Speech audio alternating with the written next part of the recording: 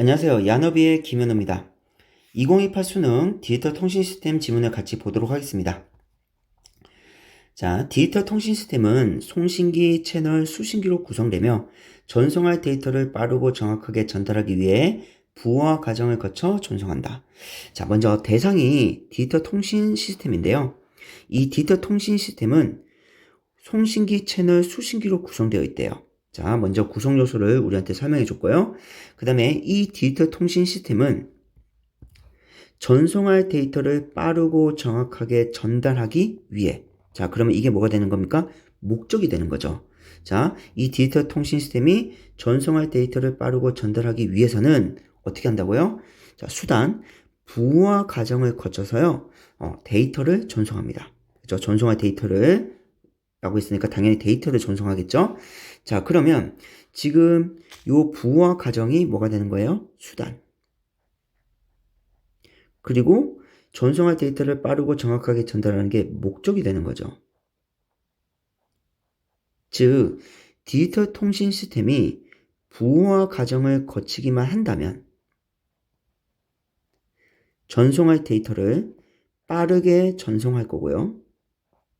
그리고 동시에 정확하게 전달하겠죠.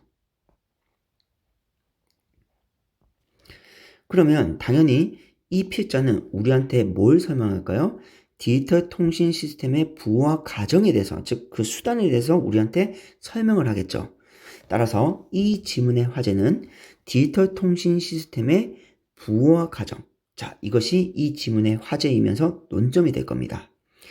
자, 그리고 당연히 이 부호화 과정이 무엇인지 바로 설명하진 않겠죠. 이제 정보를 우리한테 뿌리기 시작할 겁니다. 자, 영상, 문자 등인 데이터. 자, 먼저 데이터에 대한 정보네요. 자, 근데 데이터는 영상, 문자 같은 거예요.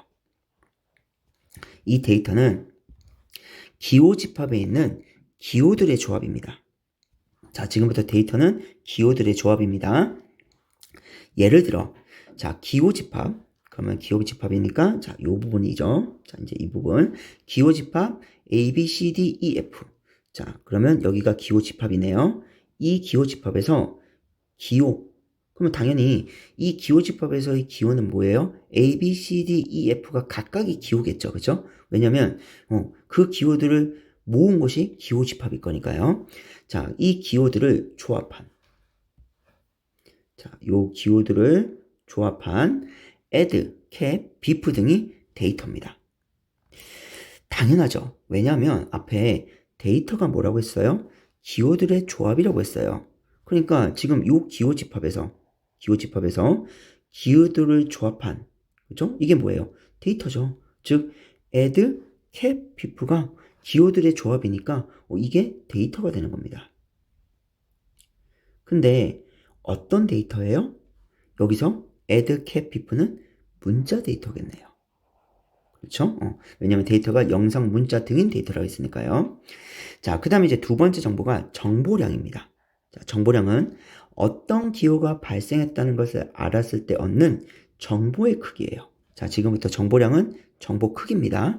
그런데 어떤 정보의 크기냐면 어떤 기호가 발생했다는 것을 알았을 때 얻는 정보의 크기예요. 자, 이제 밑에 문장 볼게요. 어떤 기호 집합에서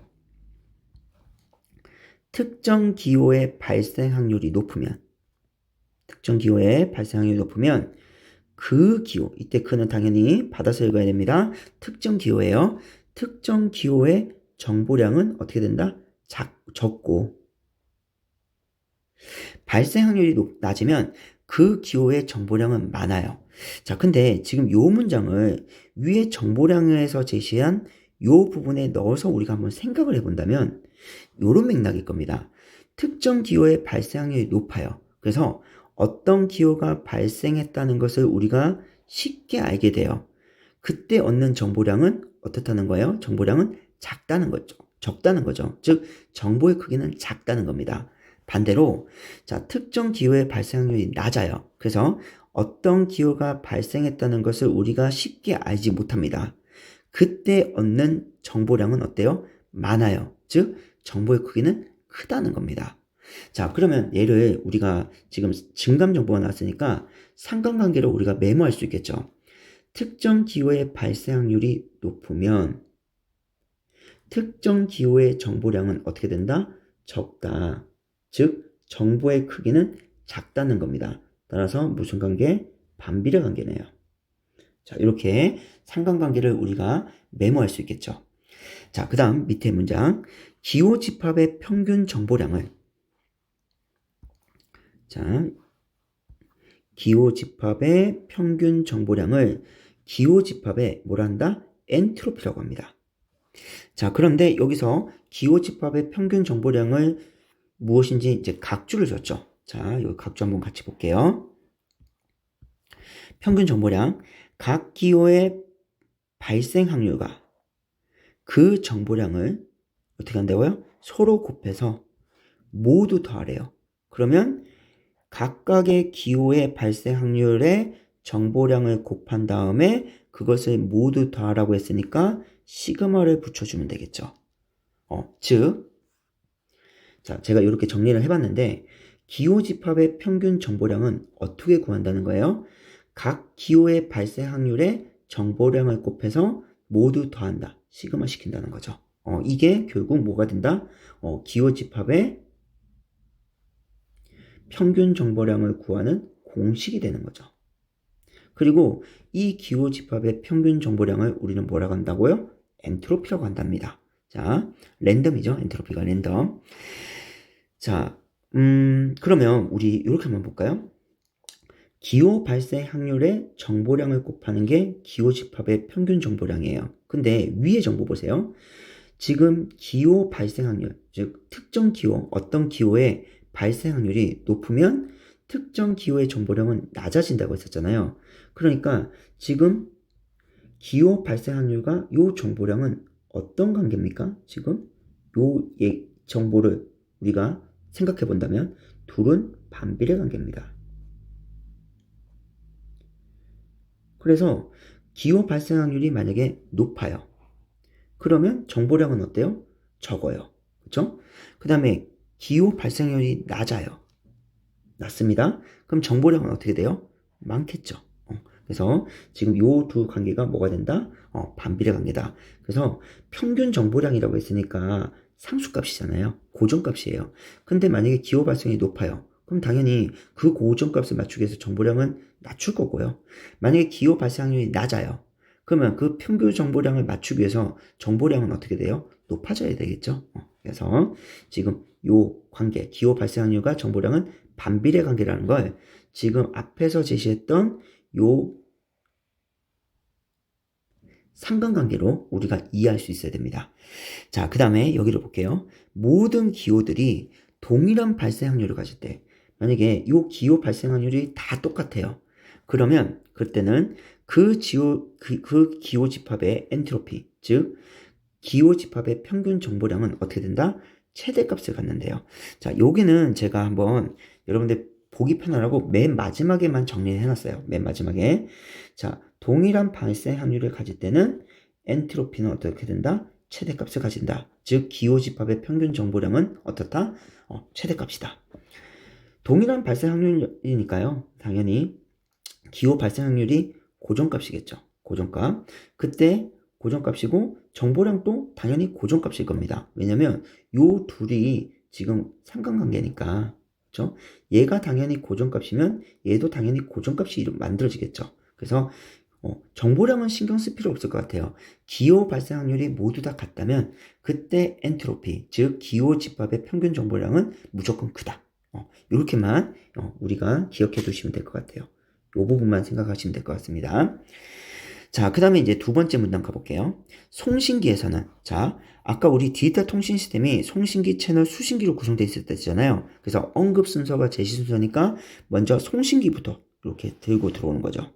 자, 송신기에서는 소스 부호와 채널 부호와 선 부호를 거쳐서, 자, 거친다고 했으니까 과정이네요.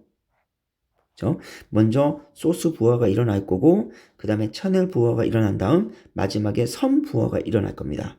그걸 거쳐서 기호를 부호로 변환합니다. 자, 기호를 부호로 변환시켜요.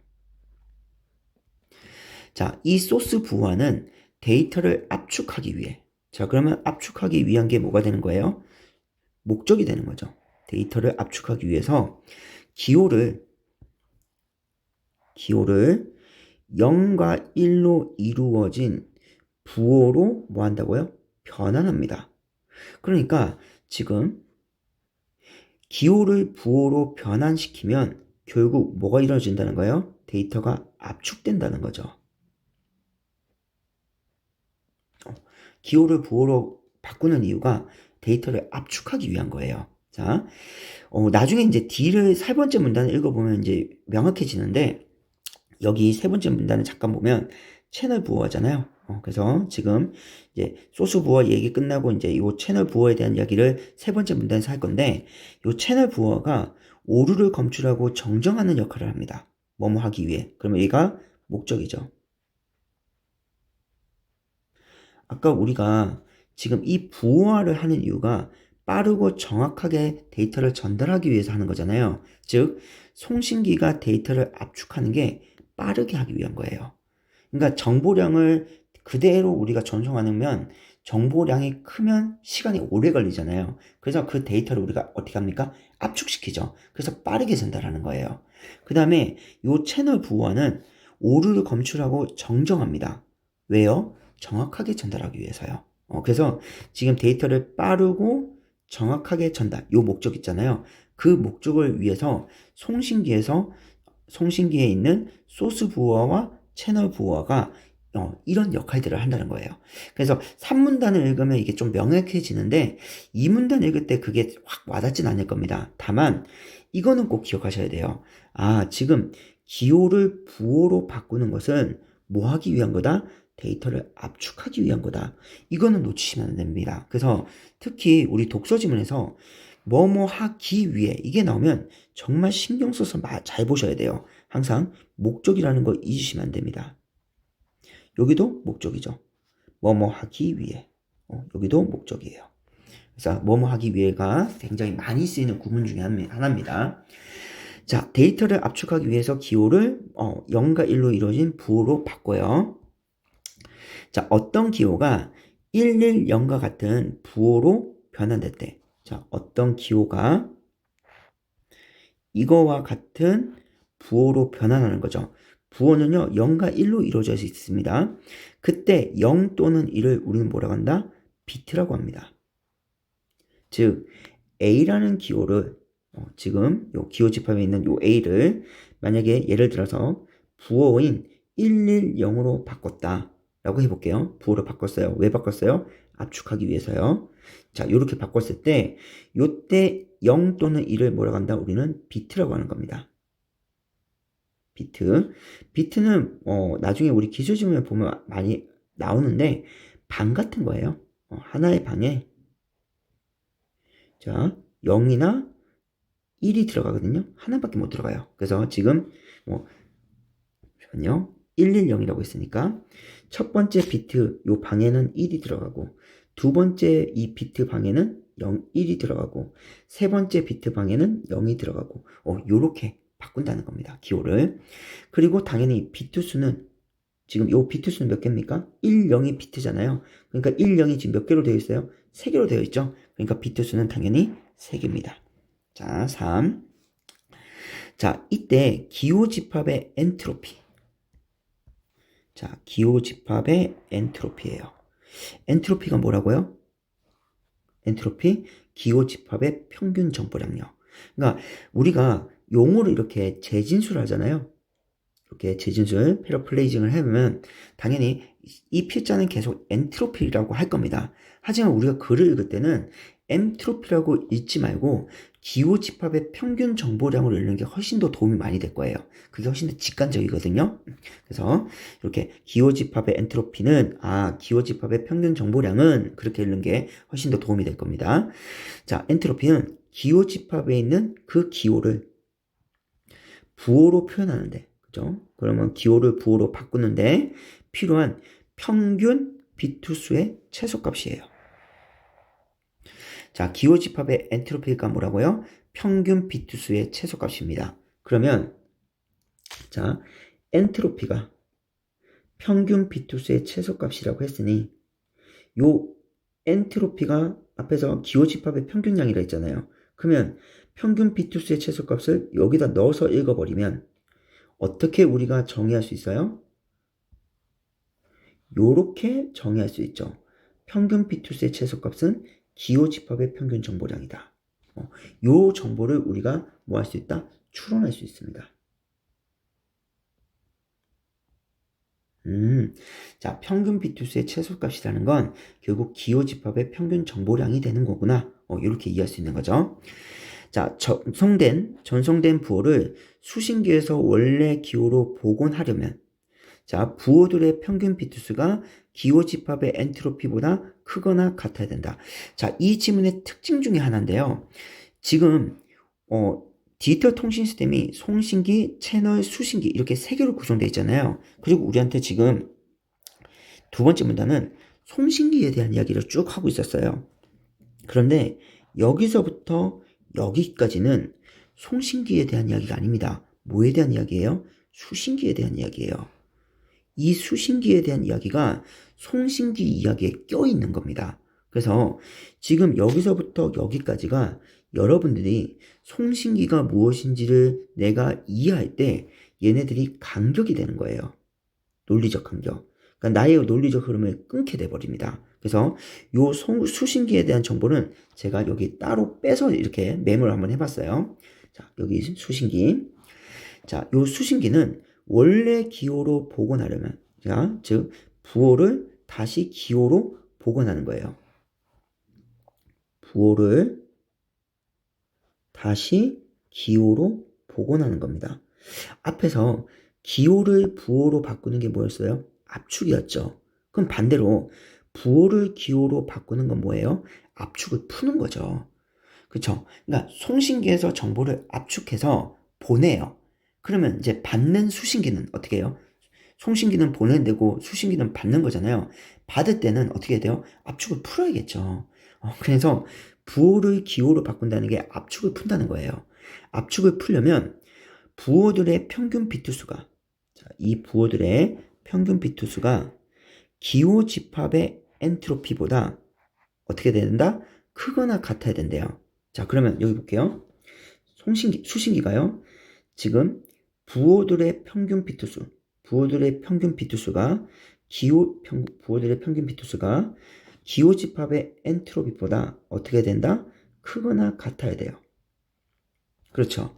그런데 이때 엔트로피를 우리 아까 여기 엔트로피를 평균 비투수의 최소값이라고 했었잖아요. 요걸 우리가 추론했었죠. 그러면 엔트로피 자리에 평균 비투수의 최소값을 넣어버리면 부호들의 평균 비투수는 평균 비투수의 기호 집합의 평균 비투수의 최소값보다 어떻다? 크거나 같아야 된다는 겁니다.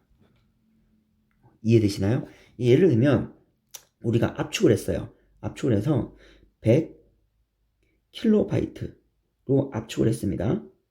압축했다는 건 정보를 우리가 줄였다는 거잖아요. 그래서 줄인 값이 100kB예요. 그리고 나중에 압축을 풀면 이게 만약에 1000kB라고 해봅시다. 그러면 이 평균 비투수의 최소값이 결국 압축이니까 압축의 정보량은 당연히 압축을 푼 것보다 작아야겠죠. 그렇죠? 또는 같을 수도 있겠죠. 최소니까. 그러니까 이 100kB부터 1000kB까지를 압축하는 겁니다. 압축을 할 때 당연히 1000kB가 원래 그 정보량인데 그걸 압축할 때 그냥 똑같이 1000kB가 나올 수도 있고요. 아니면 뭐 최소 100kB까지는 압축할 수 있을 겁니다. 압축을 0으로 바꿀 수는 없을 거예요. 그쵸? 정보를 0이면, 압축값이 0이면 아예 정보를 날린 거잖아요. 삭제한 거잖아요. 그래서, 그러니까 결국 압축을 풀었을 때의 그 정보량 크기는 압축을 한 정보량 크기보다 어떻게다 크거나 같아야 된다. 지금 요렇게 얘기하는 거죠. 근데 이거를 엔트로피라고 읽어버리면요. 지금 요 지문처럼 엔트로피처럼 읽어버리면 여러분들 이해를 못할 거예요. 그래서 항상 우리가 글을 읽을 때는 계속 위에서 제시됐던 어떤 그 개념어들을 다른 개념어로 패러플레이징 했을 때 돌려서 읽는 연습을 계속 하셔야 됩니다. 그게 습관화돼야 돼요. 그러면 여러분들은 자연스럽게 이렇게 읽게 될 겁니다. 지금 이 문장을요. 전송된 부호를 수신기에서 원래 기호로 보관하려면 부호들의 평균 비트수가 기호 집합의 엔트로피, 즉 기호 집합의 평균 비트수의 최소값보다 크거나 같아야 된다고. 그러니까 최소값이죠. 이해되시나요? 자, 그리고 다시 이 지문이 송신기로 들어옵니다. 자, 여기서부터 다시 돌아와요. 송신기 지문으로. 자, 기호 집합을 엔트로피에 최대한 가까운 평균 비트수를 갖는 부호들로 변환하는 것을 엔트로피 부호화라고 한다. 자, 요 문장 한번 볼게요. 기호 집합을 엔트로피에 최대한 가까운 평균 비트수를 갖는 부호들로 바꾼다. 변환한다. 자, 이걸 뭐라 한다? 엔트로피 부호화라고 한다. 그러면 기호 집합을 엔트로피에 최대한 가까운 평균 비트수를 갖는 부호로 변환해요. 요 기호 집합을요. 부호로 변환합니다. 그럼 당연히 이게 뭐예요? 압축이 한다는 거죠. 압축을 하는데 어떻게 압축한다고요? 엔트로피에 최대한 가까운 평균 비트수 값으로요. 자, 여기서부터 여기까지 묶어볼게요. 엔트로피에 최대한 가까운 평균 비트수 값을 갖는 부호로 변환한다. 근데 요 엔트로피가 평균 비트수의 최소값이죠. 이렇게 집어넣어서 대응시켜서 읽어버리면 기호 집합을 평균 비트수의 최소값에 최대한 가까운 평균 비트수를 갖는 부호들로, 무슨 말입니까? 결국 기호 집합을 평균 비트수의 최소값으로요. 평균 비트수의 최소값으로 변환한다고요. 그죠? 평균 비트수의 최소값으로 변환한다. 이걸 뭐라 한다? 엔트로피 부호라고 한다. 그러면 우리가 이렇게 정리할 수 있겠네요. 자, 요거는 조금 지워볼게요.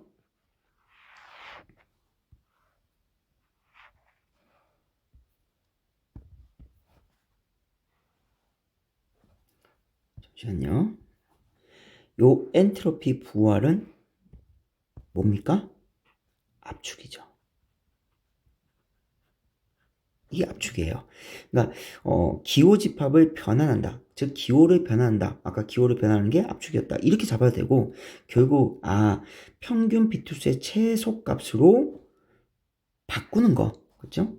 평균 비트수의 최소값으로 바꾸는 것이 엔트로피 부호하다. 결국 압축한다는 얘기구나. 그렇게 이해하면 정확하게 글을 읽는 겁니다. 엔트로피 부호라는 건 결국 압축하는 거예요. 그래서 결국 송신기는요. 압축하는 겁니다. 엔트로피 부호화를 이용해서 우리 정보량을 압축하는 거는 역할을 하는 거죠. 송신기의 그 소스 부호화가요. 소스 부호화가. 자, 이때 그중은 당연히 엔트로피 부호화 중에 하나인 허프만 부호화에서는 발생 확률이 높은 기호에는 비트수가 적은 부호를, 자, 발생 확률이 높으면 비트수는 적은 부호를, 발생 확률이 낮은 기호에는 비트수가 많은 부호를 할당한대요. 자, 그러면 여기다 정리해 볼게요.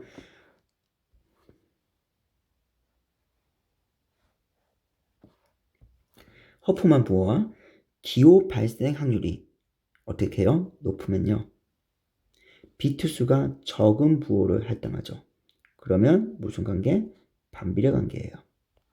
그 다음 기호 발생 확률이 낮으면 그때는 어떻게 돼요? 낮으면 비트수가 많은 부호를 할당하는 거죠.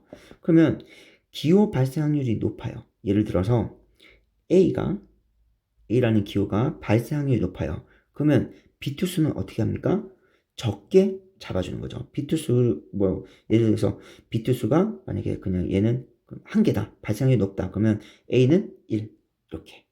근데 만약에 Z예요. 여기서는 F라고 했죠? 자, 마지막 F라고 해볼게요. 기호 F. 기호 F는 발생 확률이 굉장히 낮아요. 그러면 비투수를 어떻게 한다고요? 많이 할당하죠. 그러면 0, 0, 1, 1, 1, 0, 1, 0, 1, 1, 0, 1 이런 식으로 많이 준다고요.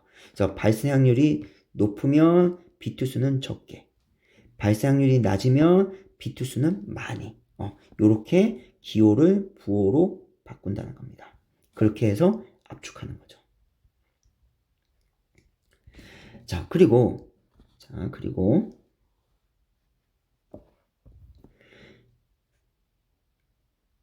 얘네들이 반비례 관계인데 지금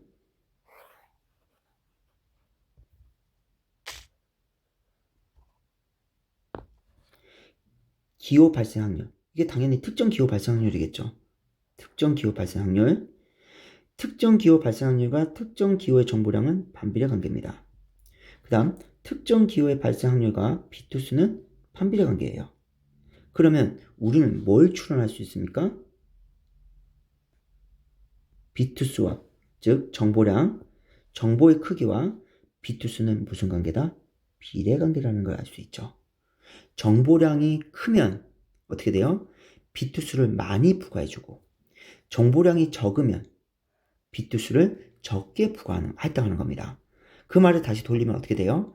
정보량이 많다는 것은 특정 기호 발생 확률이 적다는 거죠. 그러면 비투수는 적게 할당하고, 정보량이 적어요. 그 말은 뭐예요? 특정 기호 발생 확률이 높아요.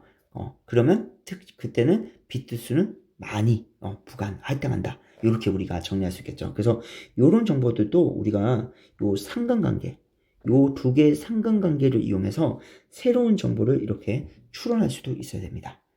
자, 여기까지가 2문단이었네요. 자, 그러면 이제 3문단 같이 보도록 하겠습니다. 채널 부호는 오류를 검출하고 정정하기 위해 부호에 잉여 정보를 추가하는 과정이다. 자, 지금 이제 소스 부호가 끝났으니까 이제 요 채널 부호와 설명인 거죠. 언급 순서가 제시 순서. 자, 이 채널 부호는 오류를 검출하고 정정하기 위해, 이게 뭐예요? 목적. 그래서 이 부호에 잉여 정보를 추가하는 과정이 있나 봐요. 그럼 얘가 수단입니다. 그러면 우리한테 이제 잉여 정보를 어떻게 추가하는지 설명하겠죠. 자, 송신기예요. 송신기에서 부호를 전송하면, 부호를 어떻게 전송했습니까? 기호를 부호로 바꿨었죠. 즉 압축했었습니다.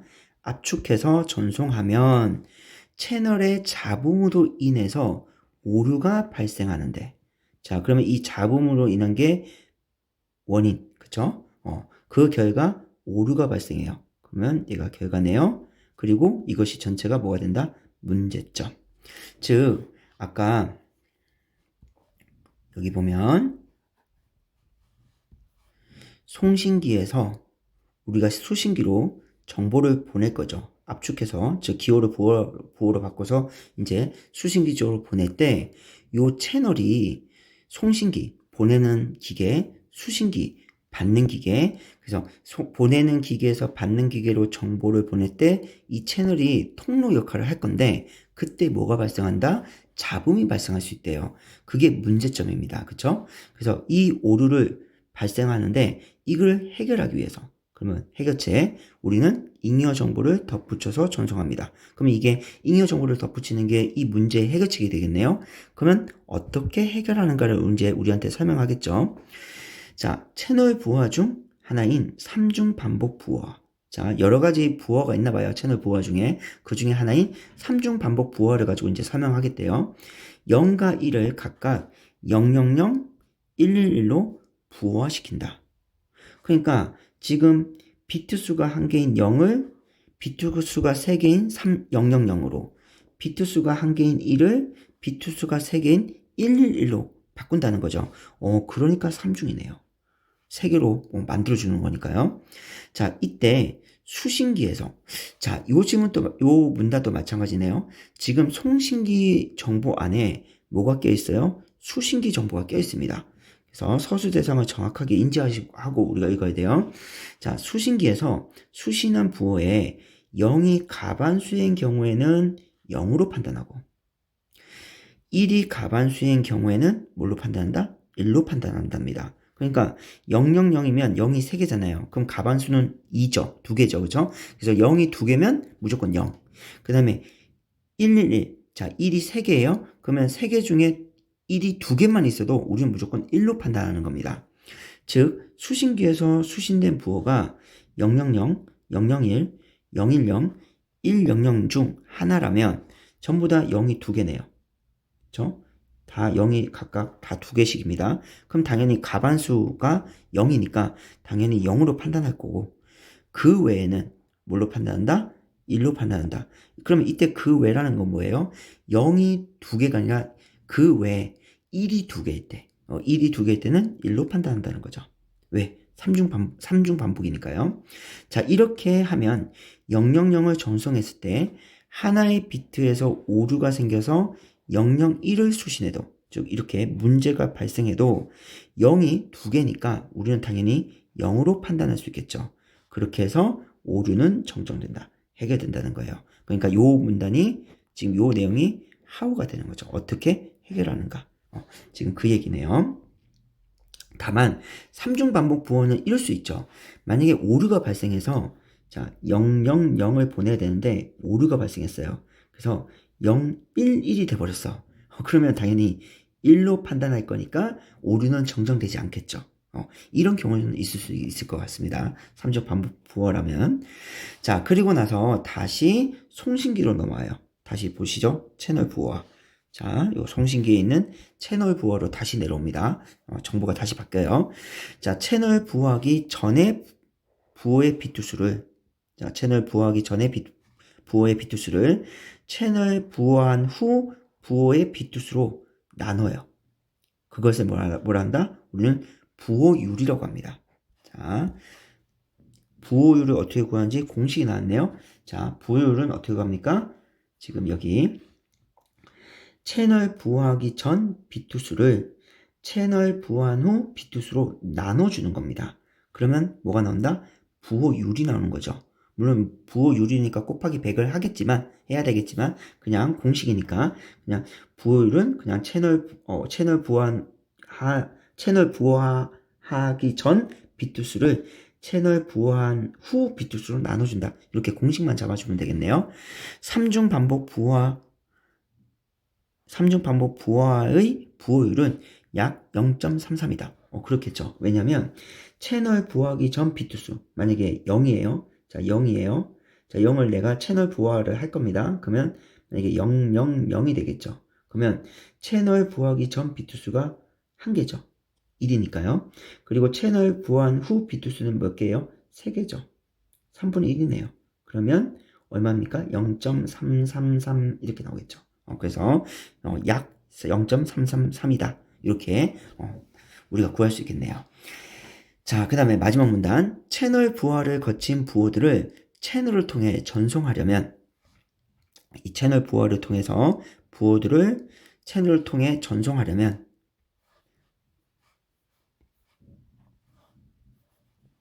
채널을 통해서 전송하려면 부호들을 전기신호로 또 바꿔줘야 된대요.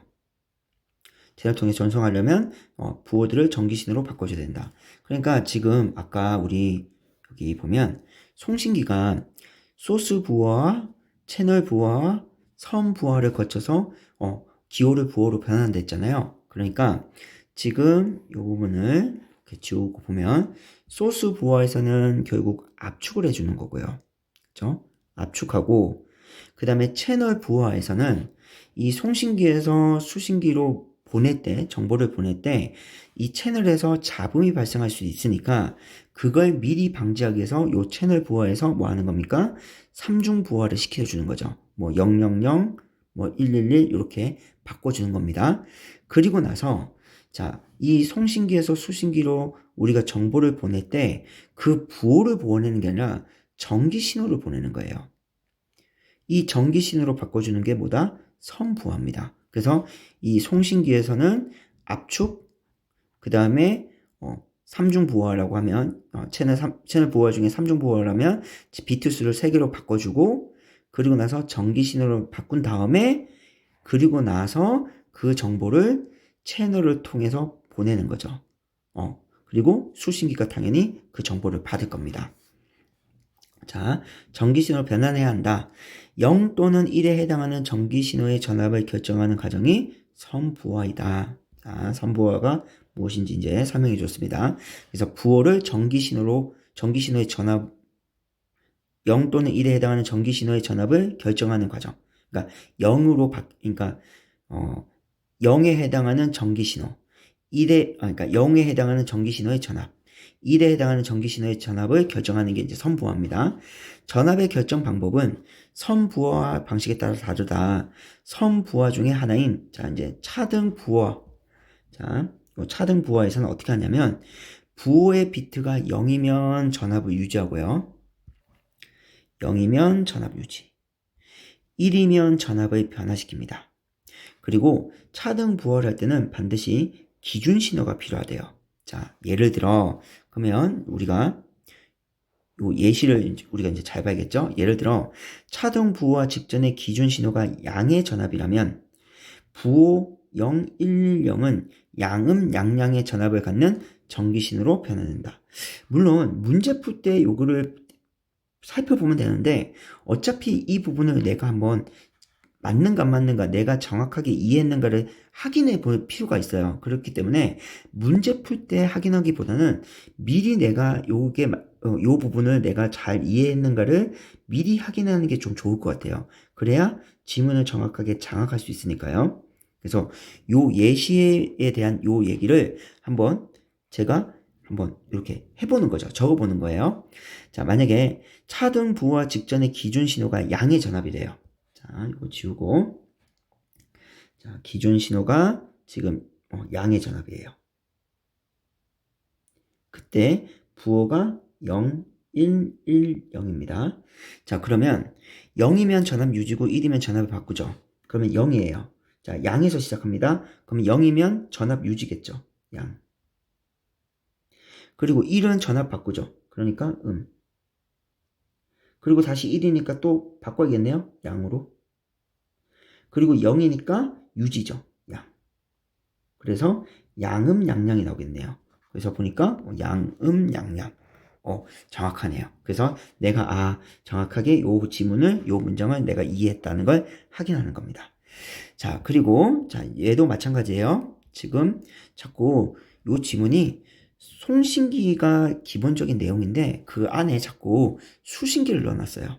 자, 수신기에서는 송신기와 동일한 기준 신호를 사용하여 전압의 변화가 있으면 1로 판단하고, 그렇죠? 그러니까 지금 송신기와 동일한 기준시를 사용한다는 거 했었잖아요. 수신기가. 그러니까 지금 전압 변화가 있으면 1로 판단한다는 건 요거랑 똑같은 거네요. 그렇죠?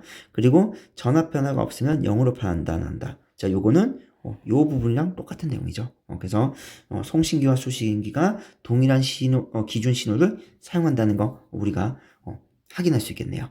자, 여기까지 해서 우리가 요 지문을 봤고요. 그럼 이제 관련된 문제를 같이 한번 풀어보도록 하겠습니다. 38번 윗글에서 알 수 있는 내용으로 적절한 것을 골라라. 1번 영상 데이터는 채널 부호화 과정에서 압축된다. 압축은 채널 부호화 과정이 아니라 뭐였습니까? 소스 부호화였죠. 그쵸? 압축은 채널 부호화 과정이 아니라 소스 부호화 과정이니까 1번 적절하지 않고요. 2번 수신기에는, 자, 송신기 아니에요. 수신기예요. 수신기에는 부호를 기호로 복원하는 기능이 있다. 그렇죠.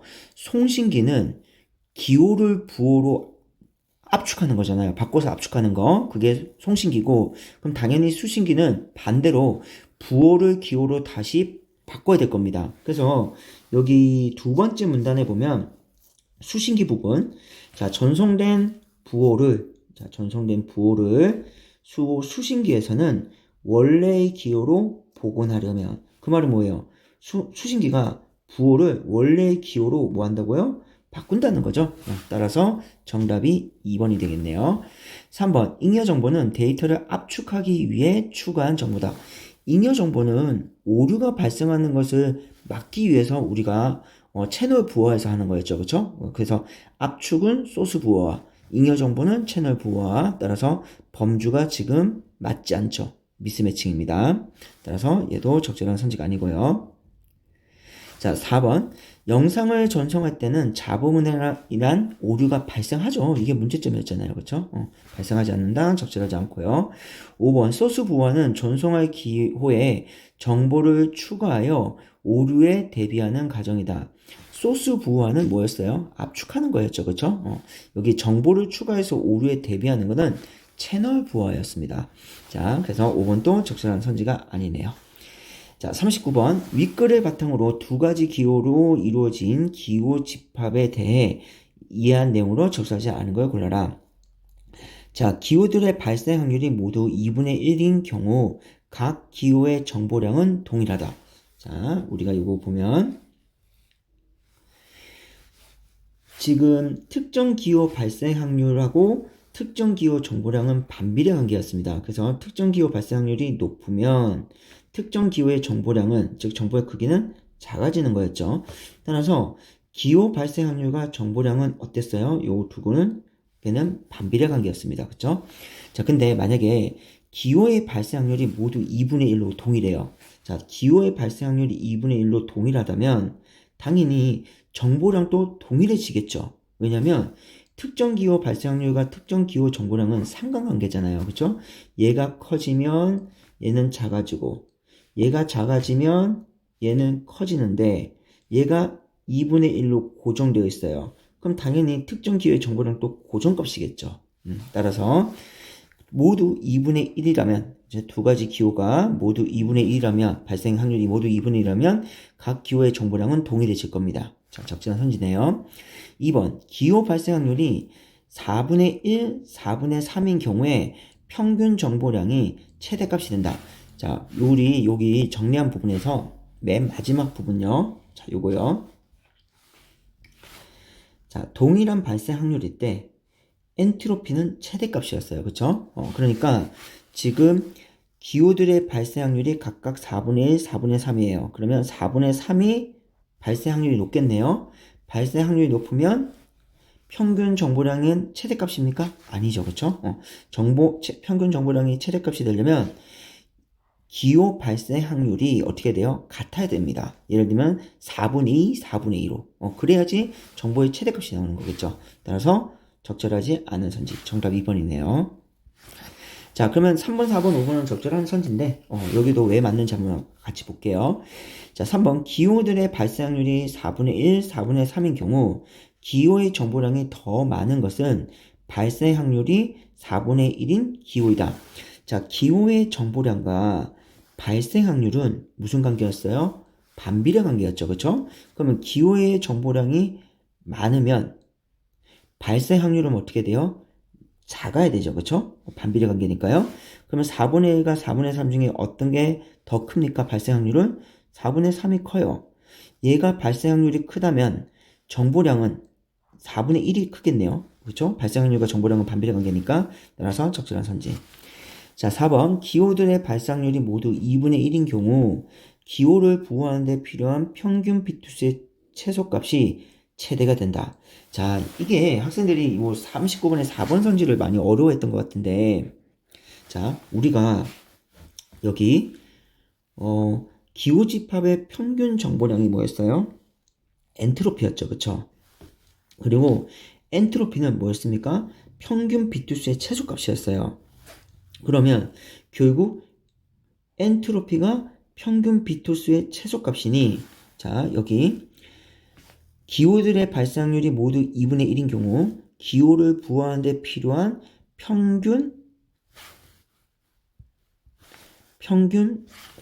죄송합니다. 자, 평균 비투스의 최소값. 평균 비투스의 최소값이 뭐예요? 엔트로피죠. 그렇죠? 평균 비투스의 최소값이 뭐라고요? 엔트로피라고요. 그러면 발생 확률이 모두 2분의 1로 같아요. 그때 엔트로피는 어떻게 된다는 거예요? 최대가 된다는 거죠. 어디 있어요? 여기 있네요. 동일한 발생 확률 때 엔트로피는 최대값. 같은 말이죠. 그렇죠? 지금 얘가 발생 확률이 2분의 1이니까 동일하잖아요. 그러면 엔트로피는 어떻게 된다고요? 최대가 된다고요. 그래서 이게 1문단 끝에 있었잖아요. 이 문장이.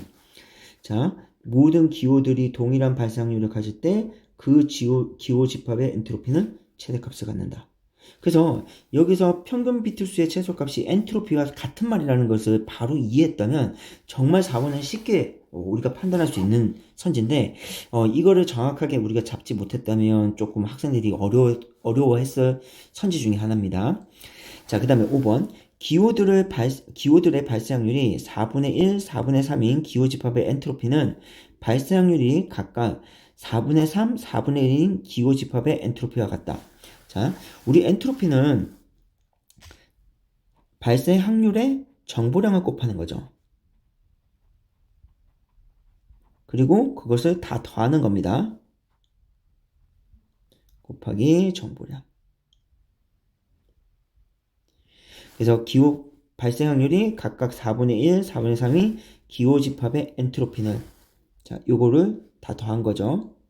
자, 이 값은 자, 발생 확률이 각각 4분의 3인 4분의 3, 4분의 1 기호 집합. 그러면 얘도 4분의 3 곱하기 정보량. 그 다음에 4분의 1 곱하기 정보량을 더하면 되겠네요.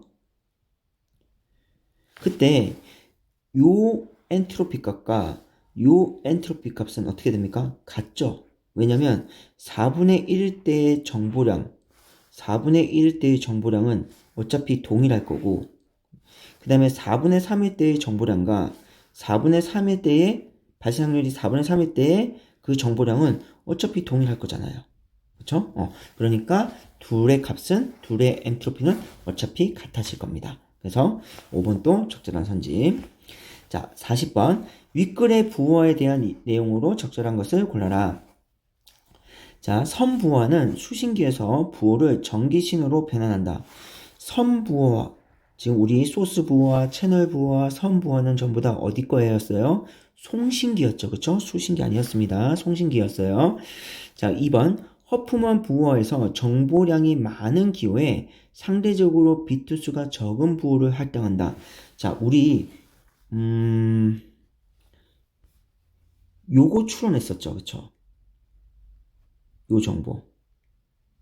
즉 허프먼 부호에서 기호 발생 확률과 비트수는 어떤 관계? 반비례 관계. 그런데 위에서 특정 기호 발생 확률과 특정 기호 정보량도 무슨 관계? 반비례 관계. 따라서 정보량과 비트수는 무슨 관계다? 비례 관계다. 요거 우리 추론했었잖아요. 요 추론 가지고 요거 푸는 겁니다. 따라서 자, 정보량이 많은 기호에 상대적으로 비트수가 적은 부호를 아니죠. 정보량과 비트수는 비례관계이기 때문에 정보량이 많은 기호에는 상대적으로 비트수가 많은 부호를 할당해야겠죠. 그래서 2번 또 적절한 선지가 아니고요. 3번 채널 부호를 가진 부호들은 채널로 전송하기 전에 잉여 정보를 제거한 후 선부호한다. 잉여 정보는 어디서 제거하냐면 이건 수신기에서 그렇죠. 수신기에서 받을 때 거기서 제거해야겠죠. 그렇죠? 왜냐면 송신기에서 정보를 채널을 통해서 수신기로 보내는 건데 이때 채널에서 오류가 발생하는 거잖아요.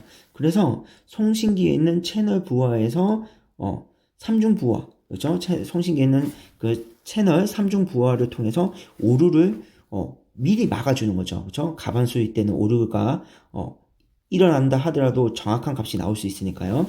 따라서 3번도 적절한 선지가 아닙니다. 자, 잉여 정보를 제거한 다음에 선부호를 보내는 게 아니에요. 잉여 정보를 제거하는 건 당연히 수신기에서 제거해야 됩니다. 4번 채널 부호 과정에서 부호의 일정 수준 이상의 잉여 정보를 추가하면 부호율은 1보다 커진다. 자, 채널 부호 과정에서 부호의 일정 수준 이상의 잉여 정보를 추가해요. 근데 잉여 정보를 추가하는 거는 어딘 거예요?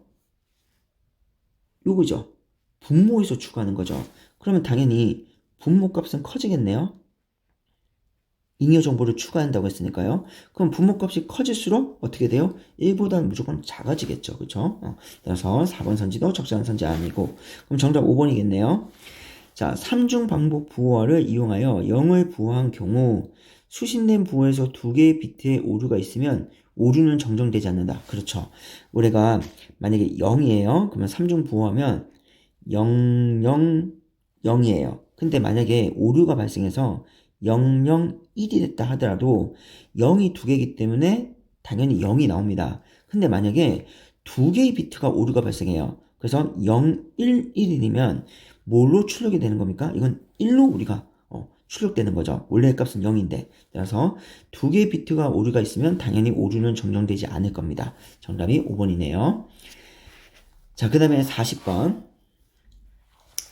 윗글을 바탕으로 보기를 이해한 내용으로 적절한 것을 골라라. 자, 날씨 데이터를 전송하려고 합니다. 날씨는 맑음, 흐림, 비, 눈으로 분류하여 각 날씨의 발생률은 모두 같아요. 자, 발생률은 모두 같고요. 엔트로피 부호를 통해서 맑음, 흐림, 비, 눈을 각각 00, 01, 10, 11의 부호로 바꿨어요. 그러니까 지금 얘네들을, 그죠? 맑음, 흐림, 비, 눈을 뭘로 바꿨다는 거예요? 이런 부호로 바꿨다는 거죠. 그러면 여기서 맑음, 흐림, 비, 눈은 뭐가 된다는 거예요? 기호가 된다는 거네요. 이해되시죠? 우리가 앞에 지문에서는 기호가 A, B, C, D 이런 게 기호였어요. 그쵸? 근데 여기서는 기호가 A, B, C, D 그런 의문이 아니라 맑음, 흐림, 비, 눈 이런 것이 각각이 기호입니다. 왜냐면 여기가 부호니까요. 얘를 부호로 바꿨다. 그러면 이게 뭐가 된다? 기호가 된다. 자, 1번 기호 집합 맑음, 흐림, 비, 눈의 엔트로피는 2보다 크겠군. 자, 엔트로피가 아까 여러 가지가 있었죠. 기호 집합의 평균 정보량도 엔트로피고 그 다음에 평균 비투수의 최소값도 엔트로피였어요. 그러면 지금 여기서 부호로 바꿨으니까 평균 비투수는 어떻게 됩니까? 얘는 비투가 2개, 얘도 비투 2개, 2개, 2개. 다 비투수는 2개네요. 그러면 지금 평균 비투수의 최소값은 얼마가 돼야 돼요? 전부 다 2니까 2가 돼야겠죠. 그렇죠? 따라서 2보다 크겠군이 아니라 엔트로피는 얼마다? 2다 이렇게 나올 겁니다. 왜냐면 다 2니까요. 지금 전부 다 평균 비투수의 평균 비투수가 다 그러니까 비투수가 전부 다 2이기 때문에 당연히 평균 비투수의 가장 작은 값은 2가 되겠죠. 자, 2번 엔트로피 부호를 통해서 4일 동안 날씨 데이터 흐림, 비, 맑음, 흐림은 이렇게 바꾼대요. 근데 지금 여기 흐림은 맞아요. 그죠? 01, 01. 흐림은 맞는데 요 비가 잘못됐어요. 지금 비가 얼마냐면 10이에요. 그 다음에 맑음은 얼마냐면 지금 00이에요. 그러면 요 네 자리 있잖아요. 00, 10. 요 네 자리가 뭘로 바뀌어야 됩니까? 10, 00으로 바뀌어야 됩니다. 따라서 2번 적절하지 않고요. 3번 3중 부호를 이용하여 전송한 특정 날씨 부호를 110001과 101100으로 각각 수신하였다면 서로 다른 날씨로 판단하겠군. 자, 3중 부호를 했대요. 그러면 지금 110이면 자, 얘는 1이 2개죠. 그렇죠? 그러니까 얘는 1로 나올 거고 001이니까 얘는 0이 2개네요. 그러면 얘는 0으로 출력되겠네요. 그 다음에 101이면 얘도 1이 2개고요. 100이면 얘도 0이 2개죠. 따라서 어떻습니까? 똑같죠? 따라서 서로 다른 날씨로 판단하는 게 아니라 같은 날씨로 판단해야 됩니다. 자, 그 다음에 4번 날씨 B를 3중 부호와 차동 부호를 이용하여 부호하는 경우 기존 신호가 양전압이면 자, 음양, 음의 전압을 갖는 전기 신호로 변환된 것. 자, B를 먼저 3중 부호를 해볼게요. 자, B는 10입니다. 그러면 111, 000 이렇게 3중 부호할 수 있겠죠. 그리고 얘를 이제 우리는 전기 신호로 바꿀 거예요. 그때 기준 전압이 얼마냐면 양전압이에요. 그리고 0은 유지였고요. 1은 변환이었죠. 지문에서 여기 보면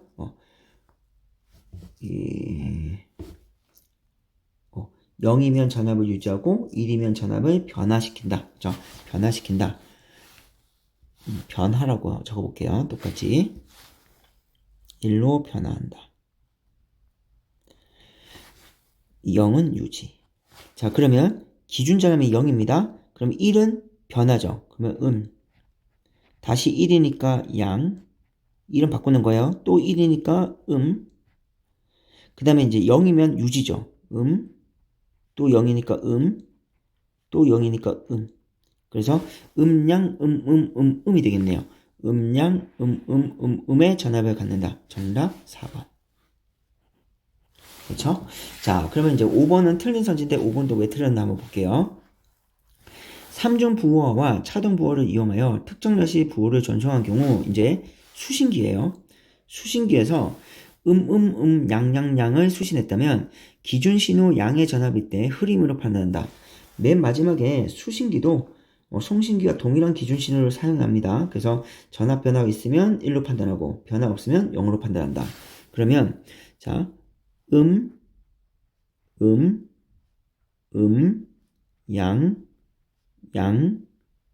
양을 수신받았어요. 그리고 기준 신호는 양전압입니다. 자, 그러면 양하고 기준 신호가 양인데, 자, 음이죠. 음이라는 건 바뀐 거죠. 바뀌면 얼마예요? 1. 자, 그 다음에 음하고 음은 같죠? 0. 또 음하고 같죠? 0. 그 다음에 음하고 양 달라지죠? 1. 그 다음에 양하고 양이니까 잠시만요. 요거를 제가 설명을 잘못한 것 같아요. 자, 다시 해볼게요. 자, 양을 수신 받았습니다. 그 다음에 기준 전압이 양전압이에요. 그럼 양하고 음이니까 같습니까? 다릅니까? 다르죠. 다르니까 1. 그 다음에 음하고 음이니까 같으니까 0. 음하고 같으니까 0. 음하고 양 다르니까 1. 양하고 양 같으니까 0. 양하고 0 같으니까 0이네요. 그러면 지금 얘가 0이 두 개죠. 그럼 0. 얘도 0이 두 개니까 0. 따라서 00. 자, 00은 뭐가 되는 겁니까? 맑음이네요. 흐림이 아니라 맑음으로 판단해야 돼요. 하실 수 있겠죠, 그렇죠? 자, 그 다음에 이제 42번 문맥을 고려할 때 미추친 말이 A부터 E에 동음이어가 아닌 걸 고르는 거예요. 동음이어 아닌 거 고르는 건데 지금 1번이랑 그 다음에 2번, 그 다음에 3번, 5번은 전부 다 그 단어들이 다 똑같은데, 그쵸? 다 똑같은데 의미가 다르다는 게 느껴질 겁니다. 근데 지금 여기 42번에 4번 선지 요 복원을 보면, 자, D 부분만 볼게요. D가 여기 있죠? 원래의 기호로 복원하려면, 복원이란 건 원래 기호로 다시 바꾼다는 거잖아요. 한번 금이 간 인간관계는 다시 원래의 상태로 가기 어렵다. 그쵸? 그러니까 여기의 복원과 여기의 복원은 동음이어가 아니라 같은 뜻이에요. 그래서 동의어입니다. 같은 뜻을 나타내는 거죠. 그러니까 같은 단어라는 겁니다. 같은 단어예요. 따라서 적절하지 않은 게 4번 되겠네요. 자, 이렇게 해서 우리가 2018년 수능 디지털 통신 시스템 지문을 분석해보고 그리고 그와 관련된 문제도 한번 다 풀어봤습니다. 자, 오늘도 고생 많으셨습니다.